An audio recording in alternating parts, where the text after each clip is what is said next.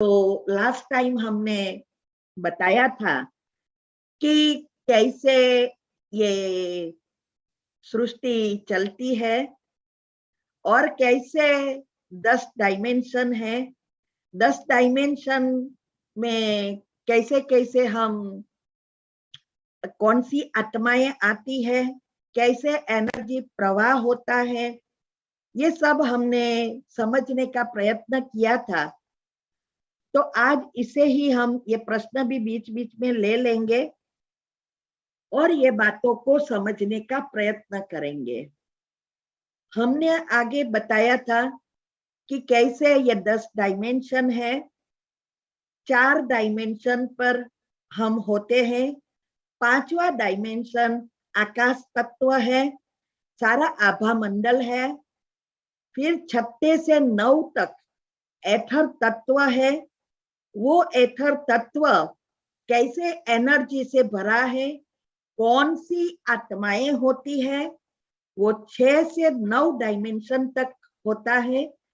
और सारी एनर्जी, ये सारी एथर तत्व ही है, लेकिन आत्माएं अलग अलग शक्तियों से होती है, उसके लेयर्स है।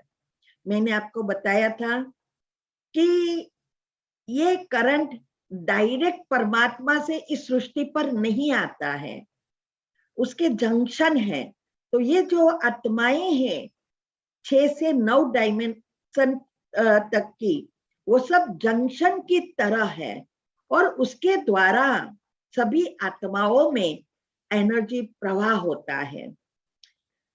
फिर हमने आगे शुरू किया था कि ये डायमेंशन जो है वो 9वें डायमेंशन में कैसे ये दो आत्मा, राधे कृष्ण की आत्मा कहो या विष्णु मना लक्ष्मी नारायण की आत्मा कहो या राम सीता की आत्मा कहो, ये मुख्य इस सृष्टि पर नंबर 1 है, जिसके द्वारा परमात्मा की शक्ति सारे विश्व में फैलती है।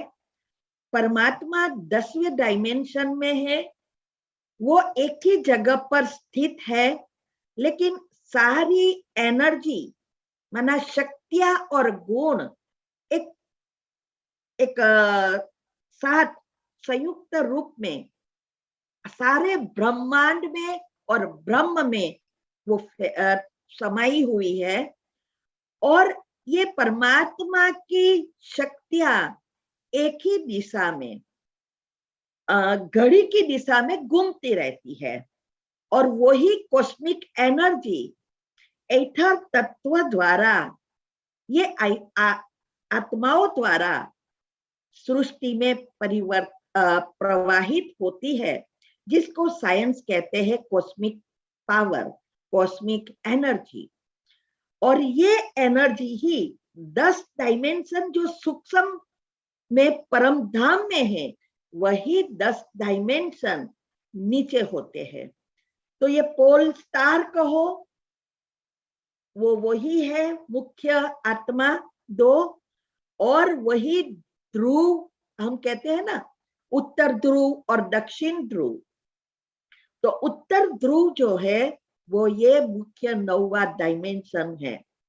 और दक्षिण ध्रुव जब वही आत्मा पाठ बजाते बजाते शक्ति और गुण से मीन्स के उसकी परसेंटेज कम होकर बैटरी जैसे अंत में आ जाती है, तब ये परमात्मा उस आत्मा का ही आधार लेकर इस सृष्टि परिवर्तन करने नीचे आते हैं, क्योंकि परमात्मा के पास ना सूक्ष्म शरीर है ना स्थूल शरीर है।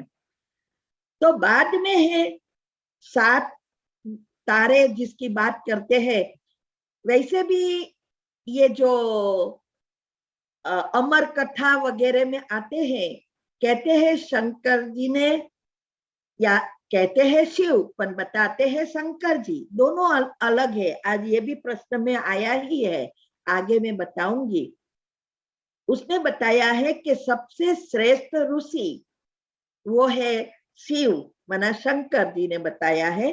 और वो 7 मुख्य ऋषियों को ये कथा सुनाते हैं और योगी बनाते हैं। तो वो 7 जोड़ी और 8वीं जोड़ी वो है राधे कृष्ण की। वही 8 ग्रह है और 9वां ग्रह मुख्य परमात्मा का, जिसको हम कहते हैं 9 ग्रह की दशा। वास्तव में हमारे ही कर्म अनुसार ये एनर्जी का खेल है। बाद में है 108 तारे जो उसके नजदीक में है, वही है श्री कृष्ण के घराने की आत्मा 8 जन्म की। फिर है 16,000 आत्माएं, जिसको कहते हैं 16,000 श्री कृष्ण की रानी। वास्तव में उसकी 16,000 रानियां होती नहीं है, नहीं 108 होती है। वही वो आत्माएं हैं जो उसके साथ पहले जन्म में उसके घराने और फिर 16,000 उसके फैमिली फ्रेंड्स वगैरह एक्सटेंडेड होते हैं। उसकी 8 जो सतयुग के जन्म है उसमें वो 7 होती है, वो 16,000 हो जाती है। और 9 लाख तारे जो आकाश में बताते हैं, वो 9 लाख तारे, वो ही ये 9 लाख मुख्य उसकी प्रजा, उसकी ही यादगार है। और हमने इसके भी राज बताया है शास्त्रों में। लेकिन इस बातों को समझने के लिए बुद्धि बहुत शुद्ध पवित्र चाहिए, जिससे ये बातें हम आध्यात्मिकता से समझ सके। तो 9 लाख गायों की बात की है कि जब श्री कृष्ण का जन्म हुआ, उसको ट्रांसफर किया नंदलाल के यहाँ, और नंदलाल ने 9 लाख गायें ब्राह्मणों को दान में दी। ये यही बात है, और कोई स्थूल बातों की गायों की बात नहीं है। तो ये सूर्य और 9 ग्रह और चंद्र, ये सब मुख्य मुख्य आत्माएं हैं। तो हम ये आज समझेंगे कि ये जो 9 ग्रह है और 108 की माला है, उससे क्या कनेक्शन है और कैसे ये 9 ग्रह की बात होती है। वैसे मैंने कहा, वैसे 9th डायमेंशन की बात राधे कृष्ण को हो, इसमें लिखा है, लेकिन ऊपर वो आ गया है बार। तो राधे कृष्ण विष्णु, ये यही 2 आत्माएं हैं। अलग अलग समय पर जब उसके कलाएं कम होती जाती है, और वही राधे कृष्ण ही फिर लक्ष्मी नारायण बनते हैं, वही राम सीता बनते हैं। इसीलिए कहते हैं सारे ब्रह्मांड को चलाने वाला सिर्फ विष्णु है। विष्णु ही कंबाइन स्वरूप की यादगार है। वास्तव में ये 8 ग्रह वो जोड़ी के रूप में है। आत्माएं 16 होती है, क्योंकि ये जो भी सृष्टि चलती है जोड़ी के हिसाब से चलेगी। तो 8वां जो डायमेंशन इसमें बताया है, 7 जोड़ी माना 14 आत्माएं, और ये दोनों मिलकर 9 ग्रह होते हैं। फिर होती है 7th में 108, 16,108 और 9 लाख आत्माएं। फिर 6th में होती है 6 डायमेंशन में 2 करोड़ आत्माएं, जो सतयुग में 8वें जन्म, 8 जन्म होते हैं। तो 8वें जन्म का टोटल सतयुग की टोटल पॉपुलेशन सिर्फ 2 करोड़ है। और त्रेता के अंत में 33 करोड़ आत्माएं, जिसका गायन है 33 करोड़ देवी देवताएं। और फिर है 5th डायमेंशन में सारा आभा मंडल, और इससे फिर ईथर तत्व शुरू होता है, जिसमें हमारे सारे कर्म, नेगेटिव या पॉजिटिव, पाप या पुण्य, सब इसमें भरे हैं। वो कभी भी ये डिलीट नहीं होता। इसीलिए साइंस कहती है energy never destroy, just keeps in changing positive से नेगेटिव बनती है, नेगेटिव से पॉजिटिव बनती है। फिर आते हैं अलग अलग धर्म वाली आत्माएं और अलग अलग परसेंटेज वाली आत्माएं, वो आगे मैं डिटेल में बताती हूँ। अभी जितनी आत्मा में शक्ति ज्यादा, जो परमात्मा के नजदीक है, उस अनुसार आत्माएं इस सृष्टि पर नीचे उतरती है। और फिर ये इसमें दोनों वृक्ष बताए हैं, ये जो बताया है ये 10 डायमेंशन ऊपर इस तरह परमधाम में उसका पिक्चर होता है। आप ऊपर देख सकते हैं, ऊपर है परमात्मा शिव, बाद में है राधे कृष्ण की आत्मा। वो जो पहला है वो 10वां डायमेंशन, फिर है 9वां, फिर जो एक मूल के रूप में बताया है ऊपर, ये सारी 33 करोड़ आत्माओं की मूड है। जो कल्पवृक्ष हम कहते हैं, गीता में कहा है कि जिस ये कल्पवृक्ष का झाड़ नीचे है फैला हुआ और ऊपर में बीज है, तो ये ऐसा परमधाम में ऐसा हमारा झाड़ होता है। फिर ये जो बीच में थर्ड बताया है, तो वही आत्माएं जो 33 करोड़ आत्माएं हैं, वही आत्माओं से ये 2 युग, सतयुग और त्रेता, जो ये सृष्टि का फाउंडेशन है, इसीलिए उसको कहा जाता है आधार मूर्त और उद्धार मूर्त आत्माएं। फिर आप देख सकते हैं सारे एक लेयर्स बनते जाते हैं और नीचे बढ़ती जाती है आत्माएं। तो ये सारे अनेक आत्माओं का यहाँ 10 डायमेंशन सूक्ष्म में है और फिर वही उस अनुसार इस सृष्टि पर आएंगे। इसीलिए इसको 10 डायमेंशन की जो सारी स्टोरी है, इसके ऊपर ही आधारित होती है। तो ये हमने थोड़ा समझाने का आपको प्रयत्न किया है प्रश्न के अनुसार भी।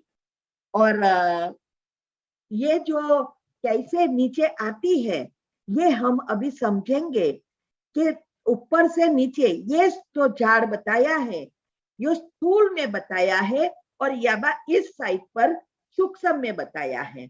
तो ये जो सूक्ष्म में झाड़ है, वही झाड़ यहाँ स्थूल में बताया है। आपको फूल दिखाई दे रहा है या बीच में वो कटा हुआ दिखाई देता है, पता नहीं चलता है। तो ये जो झाड़ है वास्तव में बताऊं,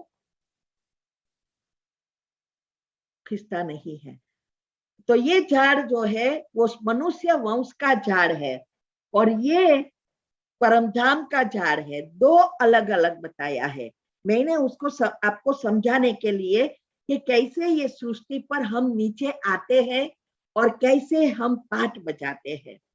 तो ये आत्माएं जो ऊपर है वो मूड़ी है, मुड़िया है, इसको कहते हैं ना, जैसे बीज और बीज में से जो बाहर आती है उसकी मेन डालियां, और सॉरी मुड़ी, जड़ जिसको कहते हैं।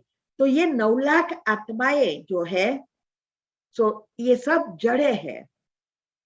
कहते हैं ना, हर एक झाड़ की आयुष्य होती है दुनिया में भी। कोई 6 महीने में ही फल देकर खलास हो जाते हैं, कोई 5 साल के बाद आते हैं और बहुत लंबा समय फल देते हैं। तो ये भी एक झाड़ है और वो झाड़ परमधाम में से आत्माओं जब नीचे आती है तो ये झाड़ कंप्लीट हो जाता है। शुरुआत 2 पत्ते से होती है, राधे कृष्ण, फिर उसके साथ धीरे धीरे 9 लाख आत्माएं नीचे उतरती है।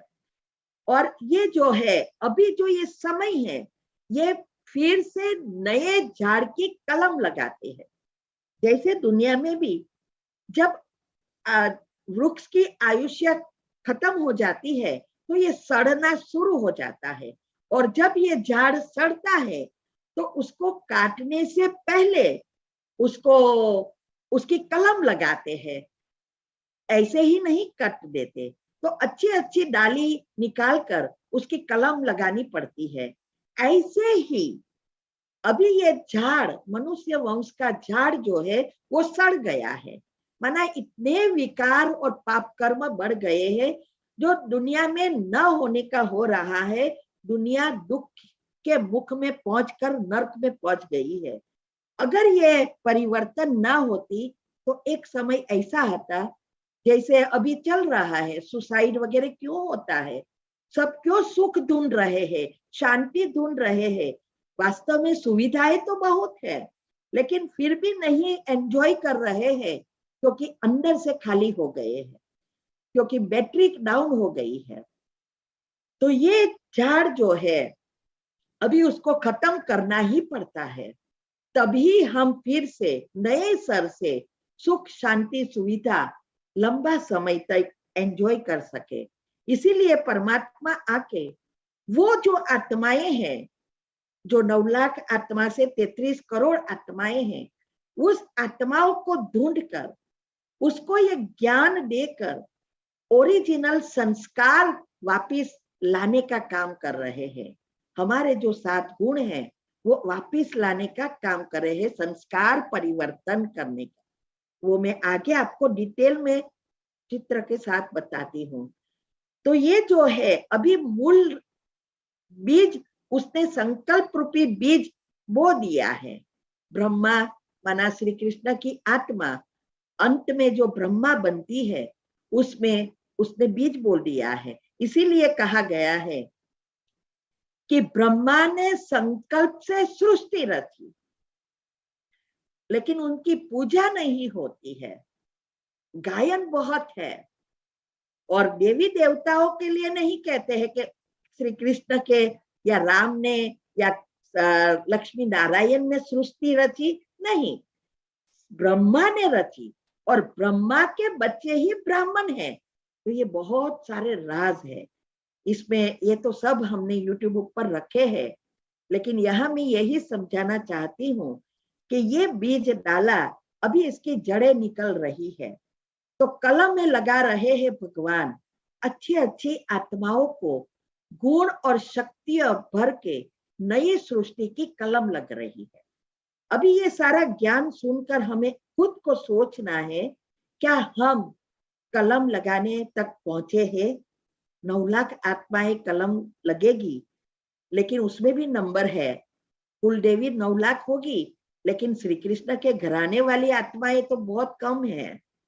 तो हमारा लक्ष्य अभी यही है, और भगवान भी यही चाहते हैं, सब राजा बने। वो जानते हैं ये राजा सब नहीं बनेंगे, माना श्री कृष्ण के घराने में सब नहीं आएंगे, फिर भी वो यही सबको सिखा रहे हैं कि ये कैसा पुरुषार्थ करो कि ये आप राजा बनो, क्योंकि उसके लिए तो सारा विश्व आपके बच्चे हैं। इसीलिए उस पक्षपात नहीं करता, और नहीं, इसीलिए वो भगवान कहा जाता है। मनुष्य जो शरीर धारण करता है वो हमेशा पक्षपात कर सकता है, क्योंकि उसमें गुण और अवगुण दोनों हैं। लेकिन भगवान के पास एक ही चीज है, गुण और शक्तियां का स्रोत है। इसीलिए वो उसके लिए कर्म ही सारी कलम है, कर्म ही सबको फल देता है। भगवान ना किसी को सुख दे सकता है ना दुख दे सकता है प्रैक्टिकल में, लेकिन वो हमेशा सुख देता है, और सुख कैसे स्थायी बनाए वो सिखाता है। भगवान की मदद यही है।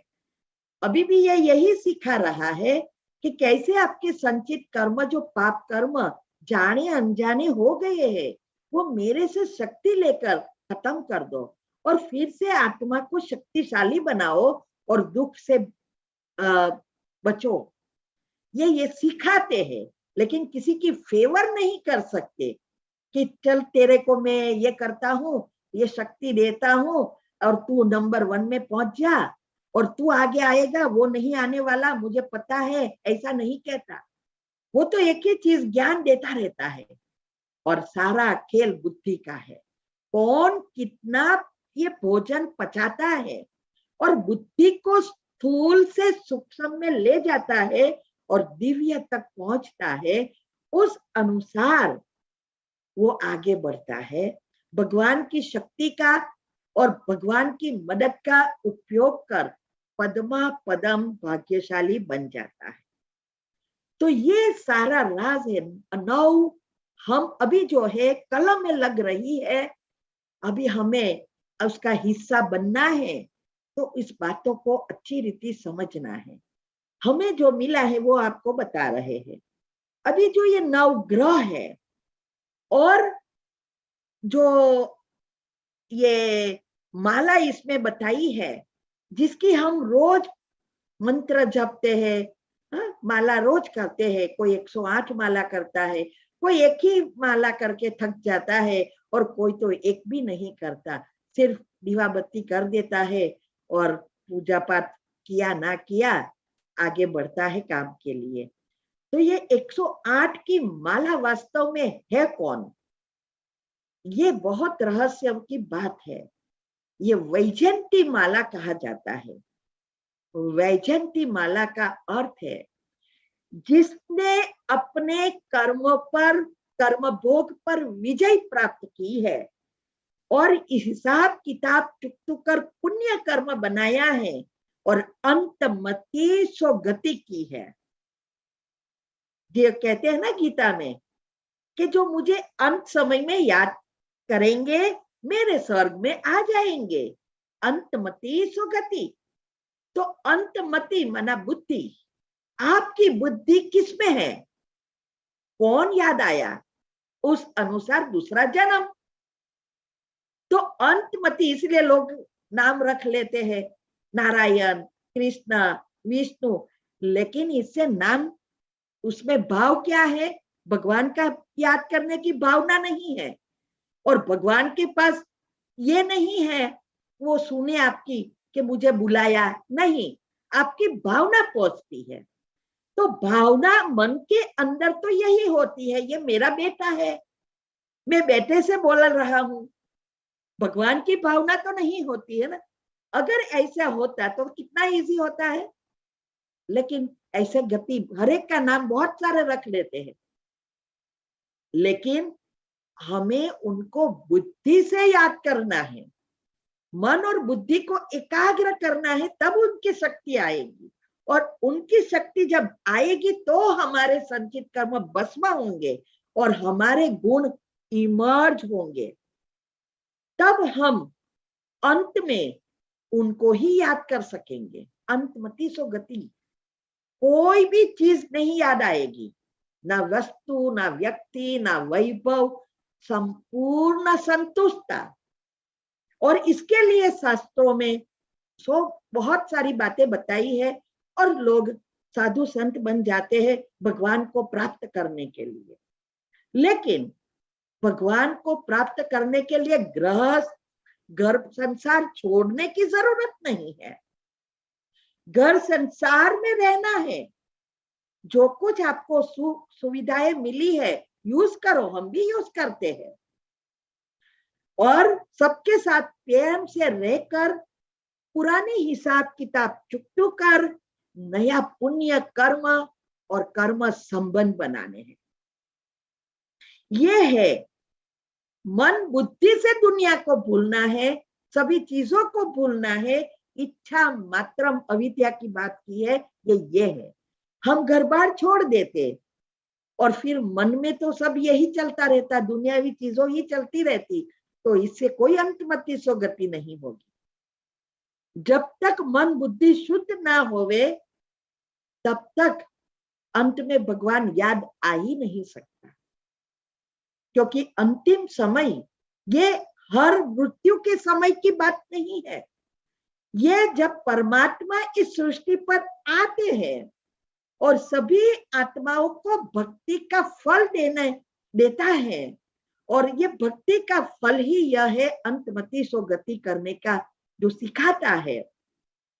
और जब हम परमधाम जाने के लिए तैयार हो जाते हैं अंत में, क्योंकि सभी आत्माएं जाएगी, चाहे मार से चाहे प्यार से, जाना तो सबको है, भोगना भोग कर भी, तब की बात है। ये भी बात गीता में बताई है कि अंतिम समय सतोगुणी आत्मा स्वर्ग के लायक बनती है, रजोगुणी आत्मा मनुष्य सृष्टि के लायक बनती है, और जो तमोगुणी आत्माएं हैं वो आसुरी सृष्टि के लायक बनती है।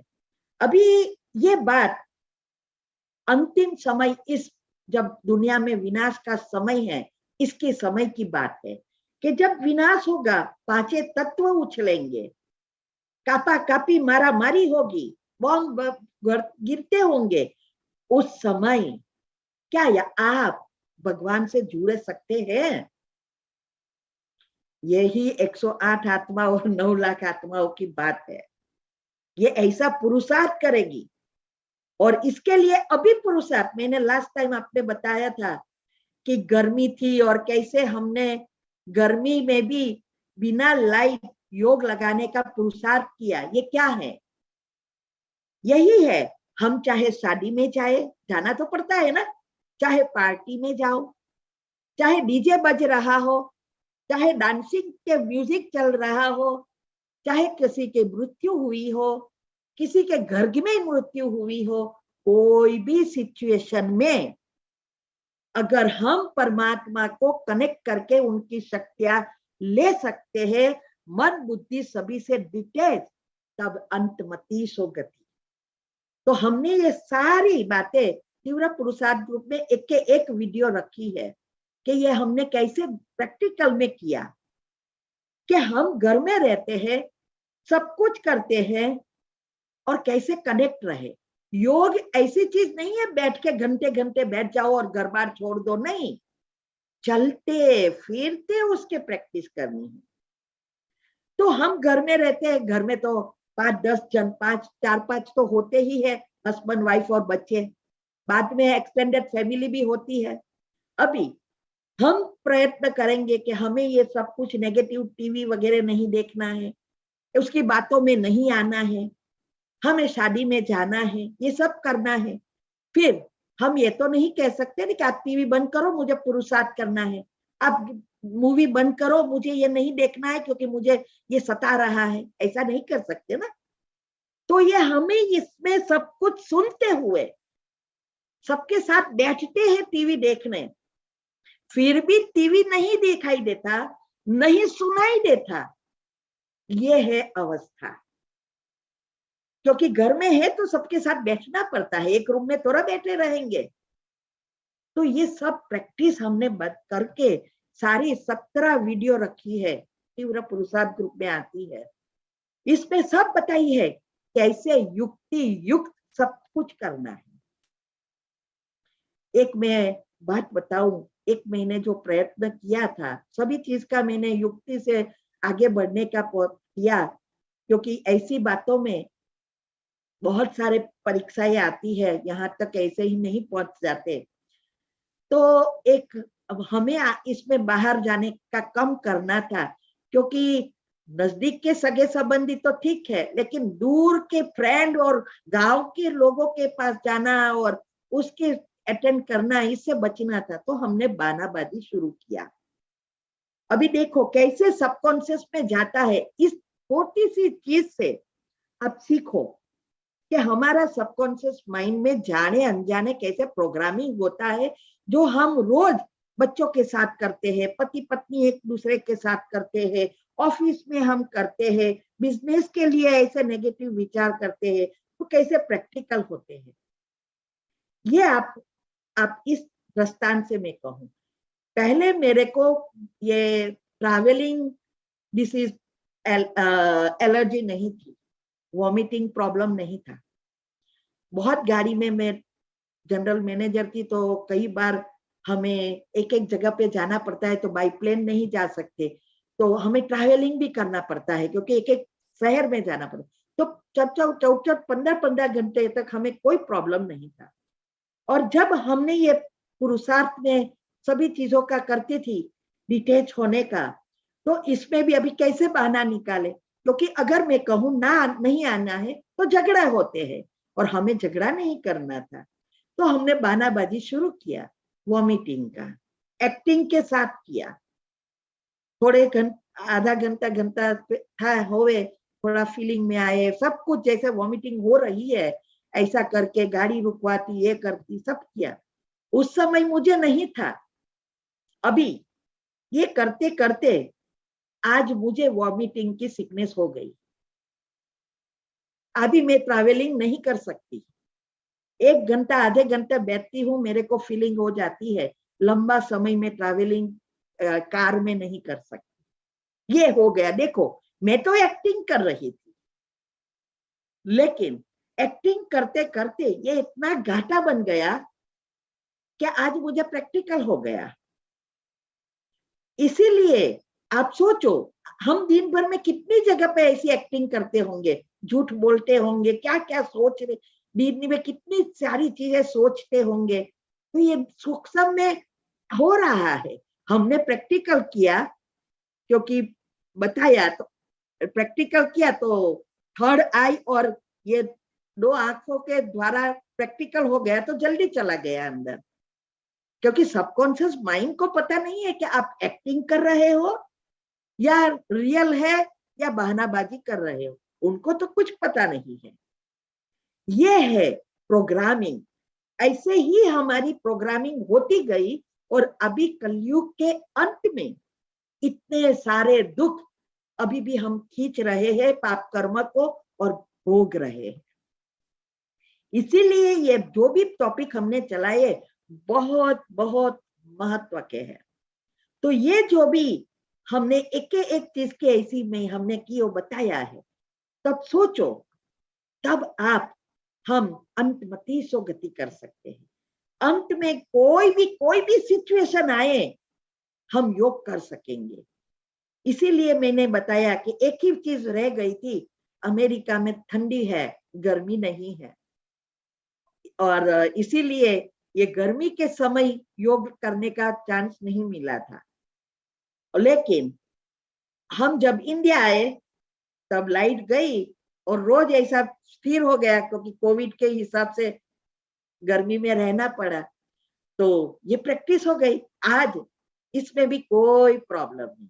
अभी हम निश्चिंत है कि अंत में एक की याद में हम शरीर छोड़ सकेंगे।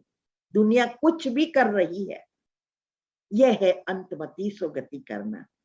तो ये कलम लग रही है, अभी हमारे ऊपर है। 33 करोड़ में आए,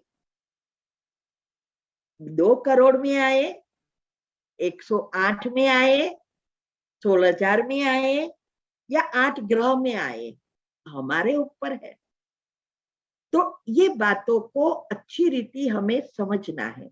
तो ये जो 108 की माला है, 8 ग्रह जो है उसको तो एक भी पाप कर्म नहीं रहेंगे। माना जो मेन 8 दो 16 आत्माएं, अंतमति सो गति, विदाउट एनीथिंग, कोई भी चीज की पनिशमेंट नहीं मिलेगी। 108 को भी कोई ऐसा थोड़ा थोड़ा होगा, 9 लाख को थोड़ा थोड़ा। कितनी आपके आत्मा में कर्म बाकी है, वो कोई ना कोई रीति से हमें भोग कर चली जाना पड़ेगा। लेकिन दुनिया में जितना पाप कर्म कर रहे हैं, ऐसी भोगना नहीं मिलेगी, ये तो श्योर है। क्योंकि 33 करोड़ कहा और 800 करोड़ कहा, और इसमें भी जो द्वापर से आई है वो आत्माओं को बहुत पाप कर्म है, और जो नई अभी अभी आत्माएं आई है उसके बहुत नहीं होंगे। भले पाप कर्म हुए होंगे लेकिन इतने नहीं होंगे। ये सारी बातों को बहुत क्लियरली समझना है। तो ये 108 की माला यही है, वो 108 वैजयंती माला जो श्री कृष्ण के गले का हार बनती है, माना उसके घराने में आती है।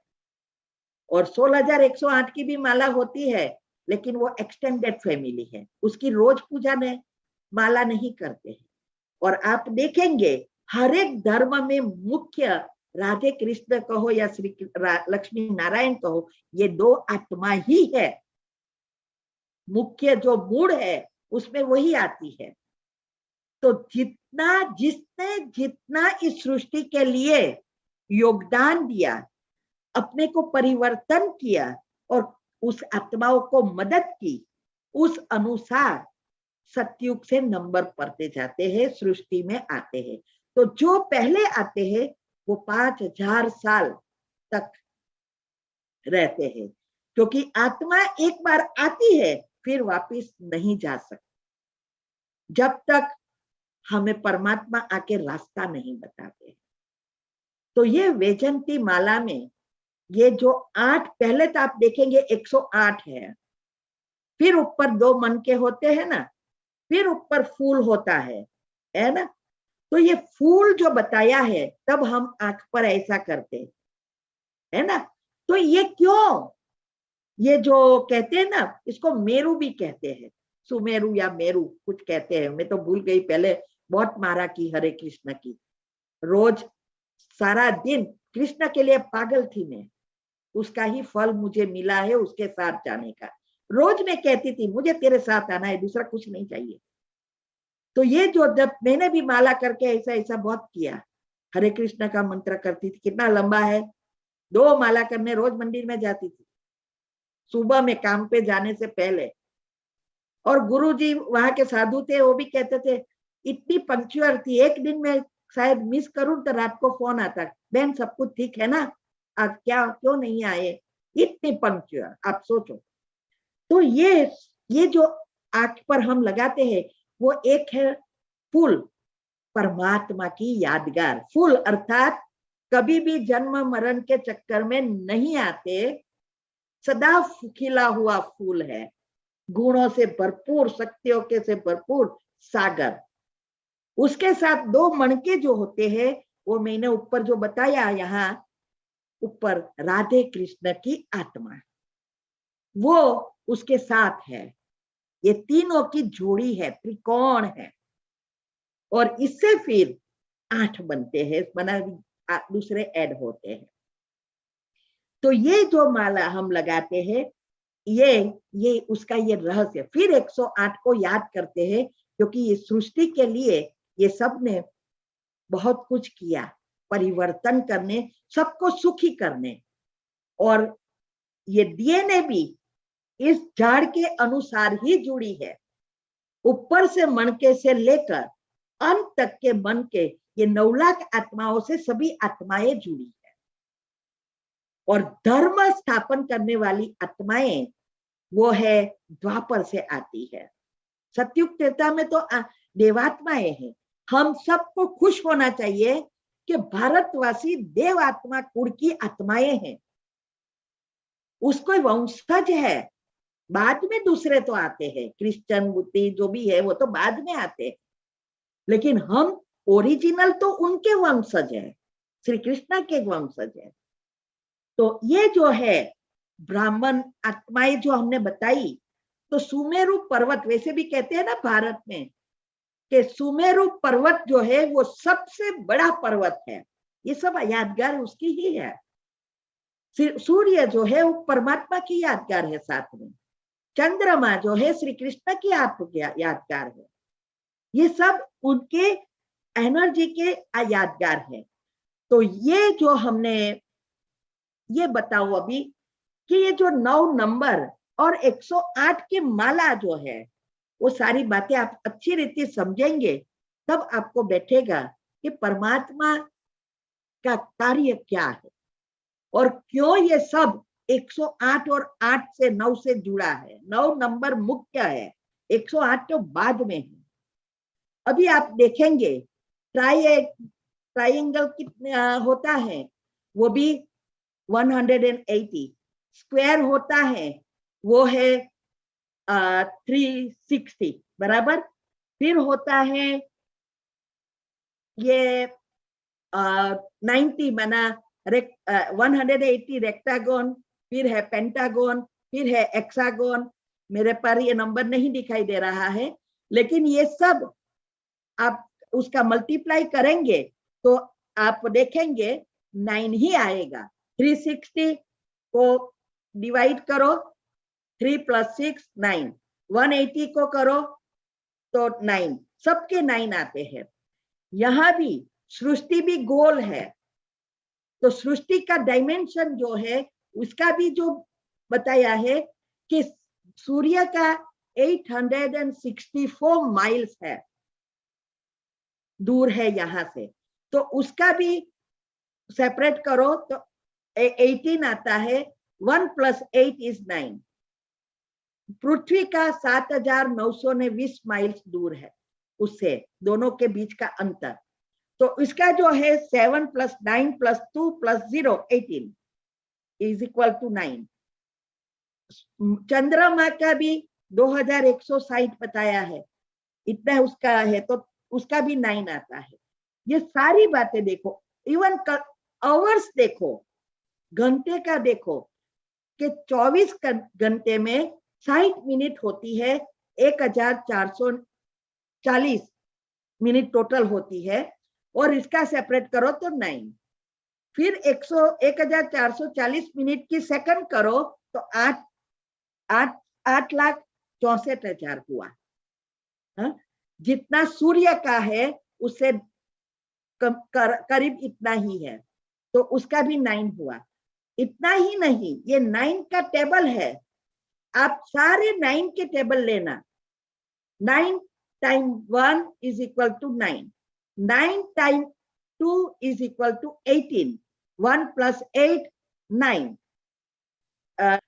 तो ये जो भी हम देखते हैं, तो 9 के टेबल आप कोई भी लाइन लेना, उसका डिवाइड अलग करते देना, तो संधि अलग करेंगे तो 9 ही आएंगे। ये 9 और कोई नहीं है, 9 ग्रह है। 8 मुख्य आत्माएं सृष्टि पर और एक परमात्मा शिव 9वां है।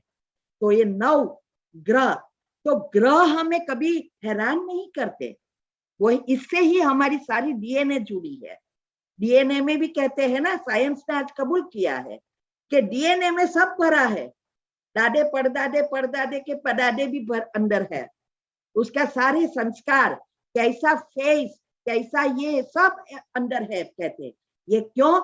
क्योंकि इथर तत्व में है 9 लाख आत्माएं, इसीलिए इसमें सब भरा है, और उनसे जो भी जुड़ी है सभी आत्माएं डीएनए में आती है, वो कभी भी चेंज नहीं होता। इसीलिए अभी हम, आज तो टाइम हो गया, कल हम, अरे सॉरी, नेक्स्ट फ्राइडे हम बताएंगे आगे का, कि ये जो थोड़े प्रश्न भी आए हैं, और ये जो 7 मुख्य हमारे सारा ब्रह्मांड हमारे शरीर के साथ कैसे जुड़ा है, सूक्ष्म शरीर में, और ब्रह्मांड में जो आत्माएं 8, 108, 114, फिर है 16,000, सारा ब्रह्मांड कैसे सूक्ष्म शरीर और कारण शरीर से जुड़ा है, वो हम अगले नेक्स्ट टाइम में हम देखेंगे। अभी इसमें अगर किसी को भी ऐड होना है तो इस नंबर पर टेक्स्ट करेंगे, क्योंकि इस नंबर पर टेक्स्ट करेंगे तो मैं ग्रुप लिंक भेजूंगी, जिसमें आप प्रश्न भी पूछ सकेंगे, और रोज की जो कमेंट्री रोज करनी है वो भी आपको इसमें मिलेगी। तो यहाँ हम आज के लेसन पूर्ण करते हैं। अभी नेक्स्ट टाइम हम मिलेंगे, और क्योंकि 12:30 हो गया है, अभी किसी को इसके बारे में कोई प्रश्न है तो भी आप पूछ सकते हैं। बाकी यहाँ हम आज का लेसन पूरा करते हैं। ओम शांति।